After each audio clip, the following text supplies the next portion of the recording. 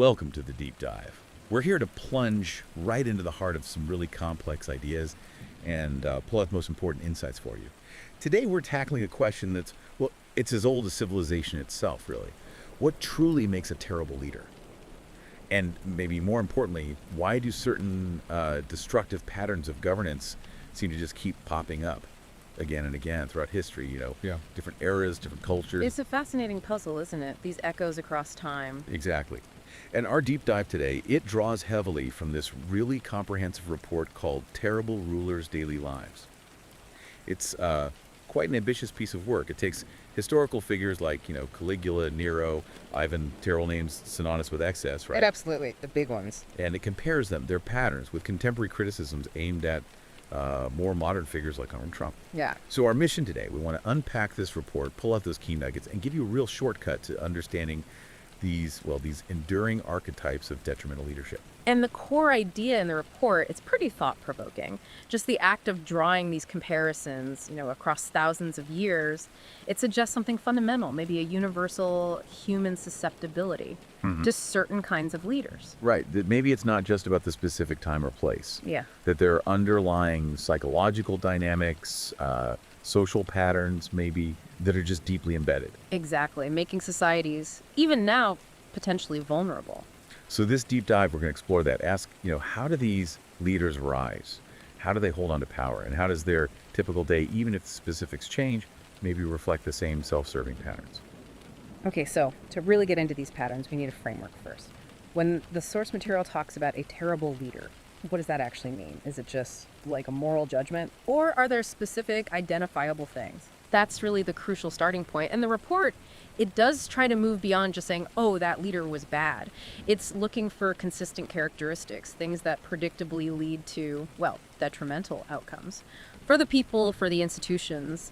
And it gives us both a historical and a modern lens, which is really useful. Okay, so what's the historical perspective? Historically, the big concept is tyrannical leadership. Plato was writing about this ages ago. He defined it as a ruler who just blatantly puts their own advantage, their own self-interest, way above the well-being of the people they rule. So it's not just making mistakes, it's actively working against the common good.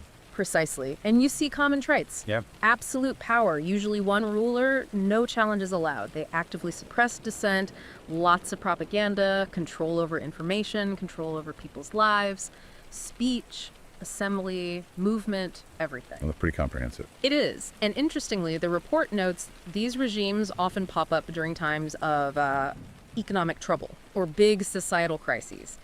The leader kind of exploits the public's fear, their insecurity, and uses that to justify grabbing more power and crushing any opposition. So their daily routine isn't governing, it's managing fear and control. Basically, yeah.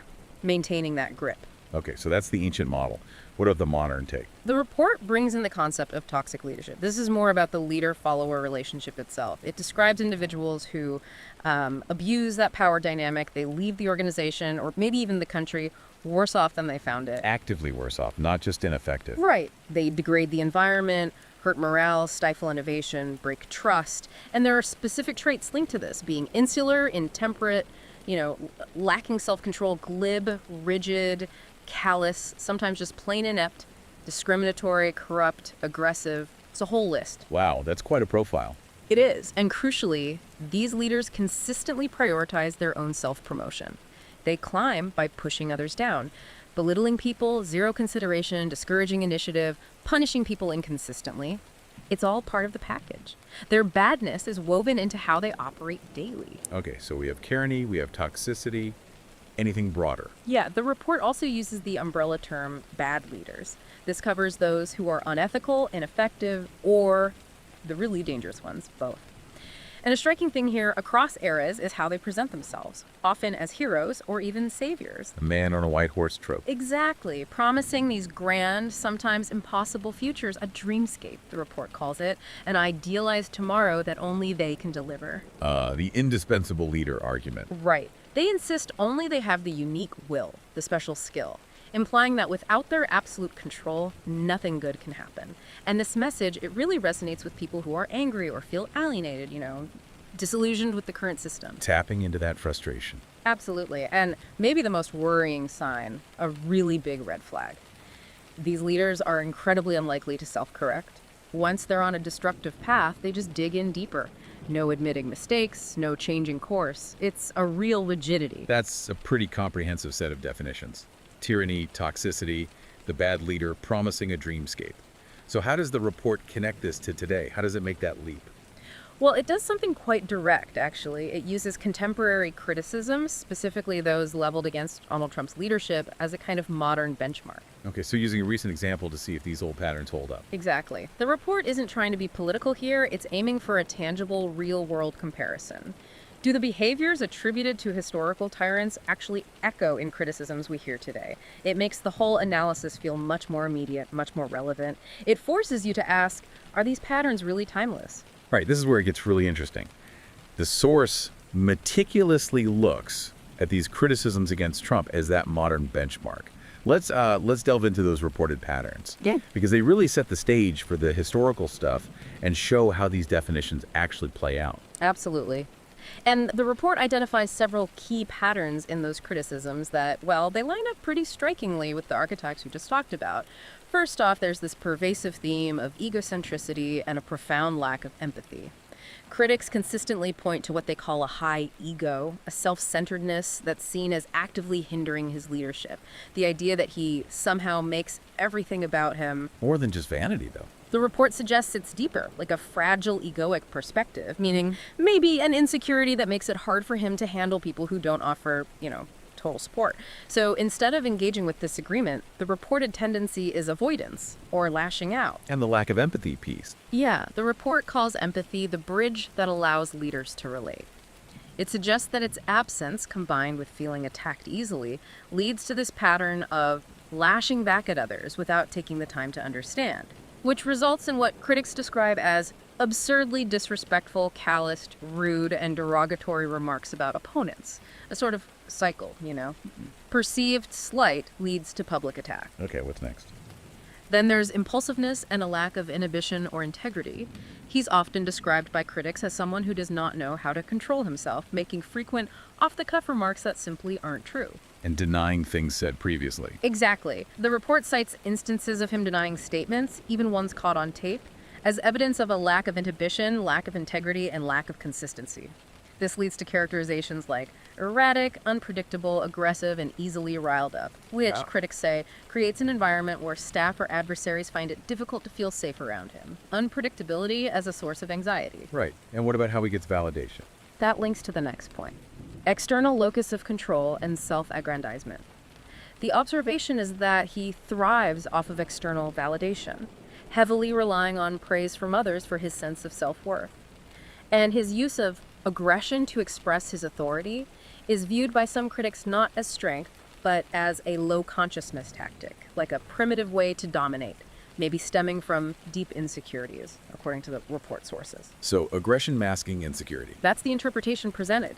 He's described as willing to do anything to make himself look good and others look bad, especially those who challenge and disagree with him, which apparently manifests in that pattern of taking all the blame and giving away all the credit. It creates this negative feedback loop. Aggression compensates for vulnerability, criticism is unbearable, so it's met with hostility. And his approach to government itself, the norms, the institutions. That's another major area. Disregard for established norms and institutions. The report mentions descriptions of an inclination to chaos that I think is actually intentional within his administration. Not just messiness, but maybe deliberate disruption. How did that manifest? Through things like a flood of executive orders, budget slashing, departmental shutdowns, and sweeping terminations of federal employees. Critics say he didn't focus on fostering stability or developing staff, but rather on firing people.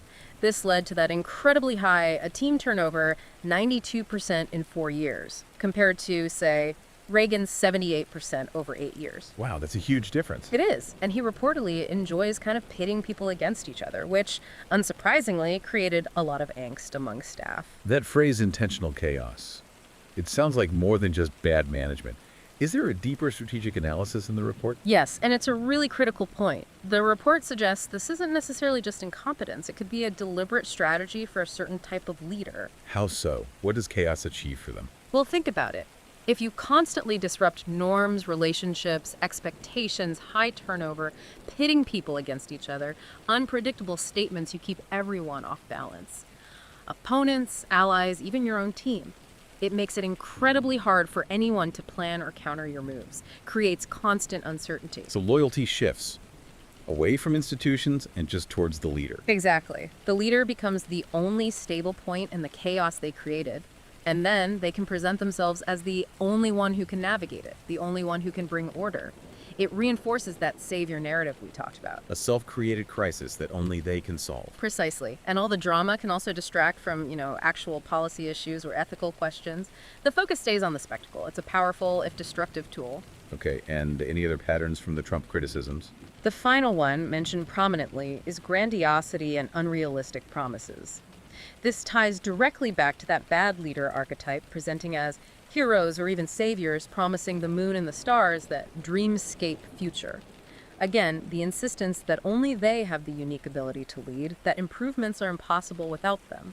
The report even notes that some psychologists publicly stated they believed with 100% certainty that Trump has narcissistic personality disorder, linking the public persona to a specific psychological profile. Okay, so that gives us a really powerful lens for looking at leadership today. The report seems to be saying these personal traits, feeling attacked, needing validation, they don't just stay personal. They directly shape the style of governing. That's the absolute core insight. Personal insecurities become potent, destructive drivers of leadership tactics. It creates a negative feedback loop. Think about it. If a leader needs constant external validation, their priorities might shift to image, money, power, and fame, not, say, healthcare or infrastructure, which take quiet, hard work. Right. Less substance, more show. Exactly. And that psychological need can directly lead to behaviors like blaming others for failures while aggressively taking credit for any success. So the leader's psychological profile isn't just a background detail. The report argues it's crucial for predicting their governance style, their decisions, their impact. Who they are fundamentally shapes what they do as a leader. Okay, with that contemporary benchmark clear, let's step back in time, way back. Ancient Rome. Caligula, a name that just screams imperial madness. What can his reign tell us about these patterns? Do we see echoes of what we just discussed? Caligula is fascinating because his story starts so differently. He became emperor super young, only 24, Yeah. and initially, huge optimism. People described him as good, generous, fair, community-spirited, and he acted on it. Reimbursed taxes, abolished the sales tax, gave amnesty to exiles, put on lavish games. The people loved him at first. A real honeymoon period. Definitely. A breath of fresh air after the gloomy Tiberius, but it didn't last. Over just a few years, it deteriorated dramatically. Increasing self-indulgence, cruelty, sadism, wild extravagance. He started demanding to be worshipped as a god, humiliating the Senate. What happened? Why the sudden shift? That's the million denarius question, isn't it? The report highlights a compelling theory. A near-fatal illness he had around age 25. Maybe lead poisoning, which was common, or possibly epilepsy. The point is, this illness might have triggered psychopathic and paranoid changes, contributed to the madness ancient writers always talk about. So not just a character flaw, but maybe a physiological or psychological trigger.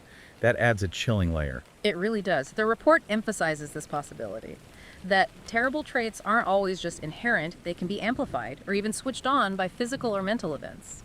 His shift from popular ruler to feared despot might have had roots beyond just political ambition or simple cruelty. It makes you think about the mechanisms behind such shifts. And you can definitely see the parallels with modern questions about a leader's mental state, right? Absolutely. The connection is hard to miss. So what was his day-to-day life like, reflecting this shift? A weird mix, really. Public spectacle was huge. He brought back and ramped up gladiatorial contests, wild beast slaughters. One account mentions 400 bears killed in 2 days. Huge horse races, too. He liked the races, didn't he? Loved them. Even raced chariots himself. Apparently, he'd just start races if the crowd asked.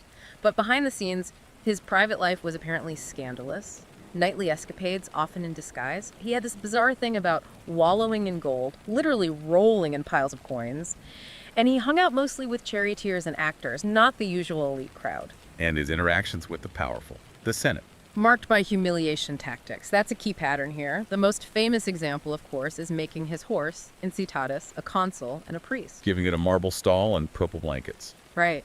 It sounds crazy, but the report stresses it wasn't just crazy, it was a deliberate stunt, a calculated insult to humiliate the senators. to show their offices meant nothing next to his power. My horse is as good as you, basically. Wow, that's potent. And he did other things. These mock auctions, driving up prices for worthless stuff, bankrupting rich Romans by pretending their nods were bids, arbitrarily arresting wealthy people just to seize their property for his treasury, even ordering troops to collect seashells after a failed invasion, interpreted as contempt for his enemies, or maybe again for the Senate. These weren't just random madness, they were calculated performances of power. So not just impulsive acts, but deliberate psychological warfare to assert dominance. That's the analysis. His daily life involved planning these performances to keep everyone intimidated. It really echoes those modern criticisms about leaders bullying others or tearing people down to assert authority. The tools change horse console versus, say, a tweet, but the dynamic feels familiar. And his own self-image, the grandiosity. Off the charts. Grandiosity and divine claims were central. He didn't just rule, he demanded worship as a living god. Symbolically linked his palace to the capital, the temple of Jupiter, threatened Jupiter himself, had his own head carved onto statues of other gods, insisted on putting his statue in the temple of Jerusalem, hugely provocative. Using coinage, too. Absolutely. Coins were propaganda, showing his family connections to Augustus, depicting himself with gods, asserting divine status and power. How did this translate into actual governance? It was all about arbitrary decision-making and a highly personal exercise of power. He constantly adapted to consolidate control, often reacting against the Senate, set a dangerous precedent for unchecked imperial rule. His relationship with the Senate was openly hostile. He loathed the senators, saw them as obstacles, purged them, executed, or forced suicide for about 30 senators, kept them terrified, humiliated them whenever possible. Did he do anything the public liked besides the games? Yeah, he did invest in public works, racetracks, theaters, aqueducts, things that benefited ordinary people, provided jobs. But the upper classes just saw it as a disgraceful waste of their tax money. So a split perception there. And the cruelty. What really stands out? The accounts mention his early passion to watch tortures and executions. A chilling detail. The purges were systematic. And the weird eccentricities like banning any mention of goats because he was apparently hairy, or practicing scary faces in the mirror, it all adds up to this picture of terrifying, arbitrary power. Until his assassination, right? Exactly. A common end for rulers who rely so heavily on fear and undermine all other power bases. His later daily life seems consumed by these power plays, purges, maintaining that terrifying image. Okay, sticking with Rome, let's shift to Nero, another emperor with a terrible reputation. He also started young, like Caligula. But how is his path similar or different? Right, let's unpack Nero. Young emperor like Caligula, but did his route to terrible leadership look the same? How did he start? Well, the parallel in age is striking, yes. Nero became emperor at just 16. And his first 5 years, often called the Quinquennium Neronis, actually had a decent reputation, seen as a time of political generosity. He promoted power sharing with the Senate, ended those secret political trials. He mostly let his advisors run things, Seneca the philosopher, Burrus the prefect. Sounds promising. Again, like Caligula's start. Very similar initial vibe, but also like Caligula, it didn't last. Nero moved pretty quickly to consolidate power, and he used violence. He orchestrated the deaths of his stepbrother Britannicus, a potential rival, and famously his own powerful mother Agrippina. He saw them as threats, sources of competing influence. So a clear shift from shared power to absolute control using violence. A brutal and decisive shift, yes, eliminating anyone in his way. And what was Nero's daily life like, especially after he took full control? Increasingly dominated by his intense artistic and aesthetic passions. He really threw himself into music, poetry, acting, often neglecting actual imperial duties. He performed the lyre privately, but also publicly. He even made upper-class Romans take dancing lessons scandalous. But his big thing was performing himself acting, singing in front of huge audiences. Which was considered really lowbrow for an emperor. Totally. Acting was seen as a lowly profession, but Nero craved the spotlight. He apparently forced people, especially the elite, to sit through his long performances basically out of fear. What about sports? Games? Oh, yeah. He ordered public games in Rome every 5 years, the Neronia, and he personally competed as a charioteer. Famously went to the Olympics in Greece in 67 AD, competed in chariot racing, fell off, but they declared him the winner anyway because, well, who's going to argue? Fear of the emperor. Exactly. He even added artistic events to the Olympics that suited him, like acting and poetry, just to guarantee he'd win. A real need for personal glory, even if it was rigged. And his spending. The extravagance. Immense. Infamous banquets, especially in the resort town of Baiae, known for sex and debauchery. Elaborate party barges, respectable women forced to act as prostitutes. It was apparently quite the scene.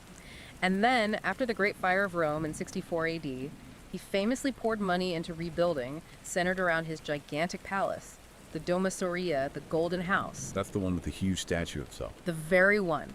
A 100-foot bronze Colossus Neronis.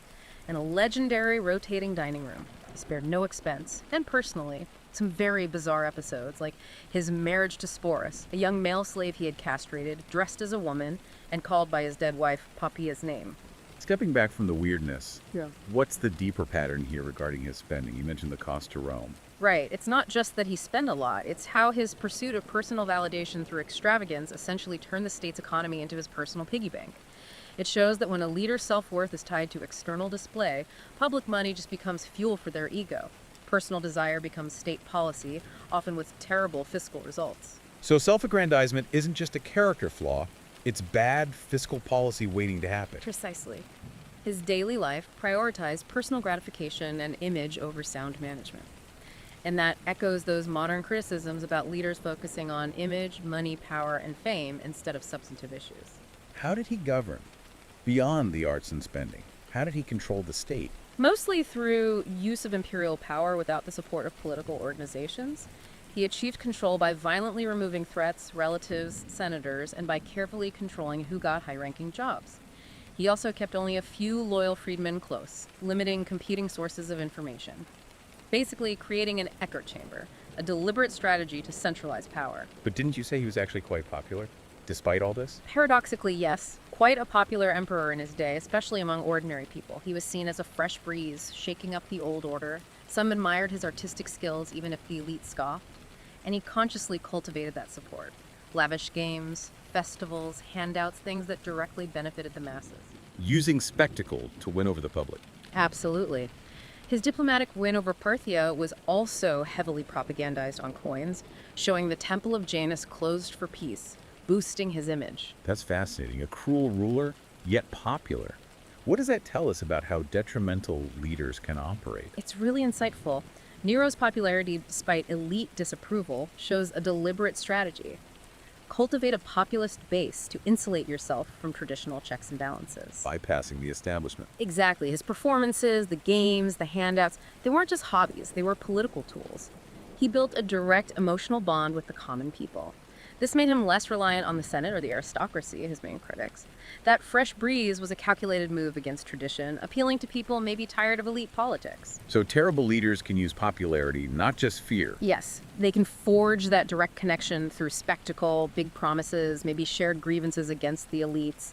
It isolates traditional institutions and lets the leader rule with fewer constraints. You see echoes of that in modern populism. Okay, and we can't discuss Nero without talking about the cruelty directly. What does the report highlight there? His cruelty was maybe less random than Caligula's, but just as brutal and systematic. The most infamous example is scapegoating the Christians for the Great Fire in 64 AD. When many suspected he started it himself. Right. So he needed a scapegoat fast. He picked the Christians, a small misunderstood group then, and launched horrific persecutions.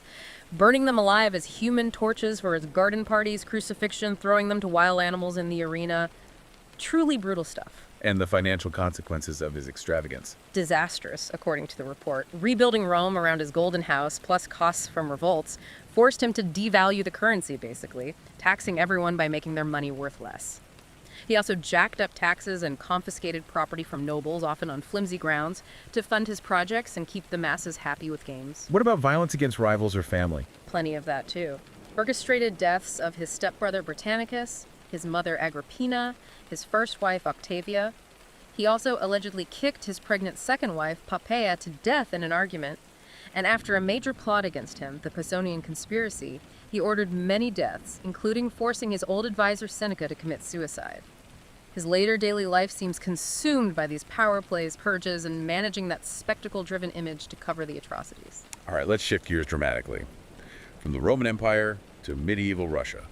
Ivan the Terrible. The name alone tells you a lot. How does his story fit these patterns we're seeing? Ivan's story is compelling because his later terrors seem so directly connected to his incredibly difficult childhood. His parents died early, and he grew up neglected, even abused, by the powerful boyar families fighting for control during his youth. Imagine being the young czar, but feeling totally powerless and unsafe. That must have left deep scars. Deep scars that apparently manifested early. The report mentions him torturing small animals as a boy, later engaging in scandalous behavior like throwing pets from Kremlin walls, violence against peasants, rape. This traumatic upbringing fostered a ruthless and suspicious nature and a burning, deep-seated hatred for the boyar class, whom he blamed for everything. This personal vendetta became central to his rule. So his personal trauma essentially became state policy. That's deeply disturbing. It's a profoundly disturbing transformation. His childhood suffering wasn't just personal history, it fueled his hatred and crucially became his justification for the reign of terror. Think about his abdication stunt. He leaves Moscow, blames the boyars, forces them to beg him back, but only on condition of absolute power. He masterfully used his past grievances and popular dislike of the boyars against them. Framing his power grab as necessary for Russia. Exactly. Only I can fix the chaos caused by these corrupt elites who hurt me and you. His personal suffering became a political narrative. The Oprichnina, his special domain and police force, was partly about centralizing the state, sure, but it was also the institutionalization of his personal vendetta. Turning personal wounds into instruments of terror. Precisely. His daily life becomes about relitigating the past, projecting his own fears and hatreds onto current opponents, and using that to justify brutality. It creates this climate of fear and absolute loyalty, and it really echoes those modern criticisms of leaders being easily attacked and tearing others down defensively, often driven by deep insecurity. What was Ivan like personally, day to day? Complex, contradictory even. Sources say he was highly intelligent, well-read, especially in religious and historical texts, deeply devout in some ways. But this coexisted with intense paranoia, rage, and episodic outbreaks of mental instability that worsened with age. The devotion sounds extreme too. Banging his head on the floor. Yes, apparently until he had a callus. Extreme piety alongside extreme cruelty. He also enjoyed hunting, a more typical noble pastime. But his court, his reign, became defined by this thing called a oprichnina. Absolutely. Especially after his first wife, Anastasia, died, his paranoia ramped up hugely then. That's when he did the abdication stunt and demanded absolute power upon his return. And then he did something shocking. He split Russia in two. His private domain, the Oprichnina, and the public realm, the Zemshina. He technically let boyars manage the Zemshina, but he kept ultimate control over everything important. Military, finance, foreign policy, a state within a state loyal only to him. And the oprichniki, his personal force. You're the enforcers. The Oprichniki were his loyal bodyguard, his secret police, maybe up to 6,000 men handpicked by Ivan, totally above the law. Their whole image was designed for terror. Black clothes, black horses, black carriages. Their symbols were a dog's head to sniff out traitors and a broom to sweep them away. Chillingly direct. And they acted with impunity. Total impunity. Horrific acts of torture, rape, and murder. Their only requirement was extreme loyalty to Ivan. His suspicion of the old aristocrats really spiked when they hesitated to swear loyalty to his infant son, fueling his paranoia and, in his mind, justifying the crackdown. So how did all this, the personal issues, the oprichnina, actually shape how he governed Russia? He relentlessly pursued the centralization of power. He called himself an autocrat, meaning an independent, unlimited ruler, no checks, no balances. His main goal was to break the old boyar system and create a new nobility totally dependent on him, a landed gentry owing absolute loyalty. And the reign of terror was the tool. It was the primary tool against the hereditary nobility, constantly accusing them of treason, often without cause, driven by his paranoia. The Oprichnina was designed to break their power by seizing their lands and wealth. Many were exiled or killed. He personally led the Oprichniki against the city of Novgorod in 1570, suspecting treason. They destroyed the city, executed thousands. A brutal message. So he asserted the right to execute anyone, seize anything, without interference. Absolutely. No interference from the boyar council, not even the church.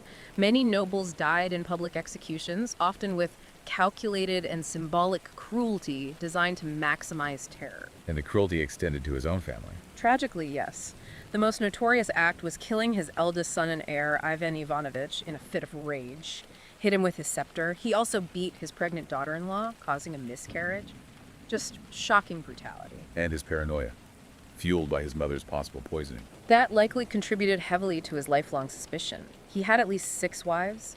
Marriages often ended badly, poisoning, imprisonment. deep distrust even of those closest. His behavior got increasingly erratic and paranoid after his first wife died. He had documented bouts of paranoia and depression.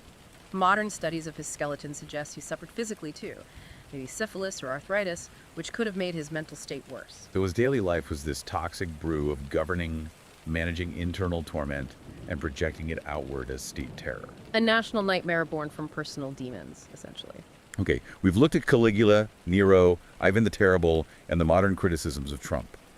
As we bring all these threads together, what are the really consistent, enduring patterns of detrimental leadership that emerge across these vastly different contexts? What's the big takeaway? When you step back and look at all of them, the consistency is frankly striking, almost chilling. It really suggests that certain psychological tendencies, combined with unchecked power, seem to lead down predictable, damaging paths. Regardless of the century or the culture, it feels less like unique evil, more like recurring, identifiable mechanisms. So what's the first major commonality? Overwhelming egocentricity and profound self-focus. It looks different, but the core is the same. Caligula demanding divine worship, humiliating the Senate just to show his power.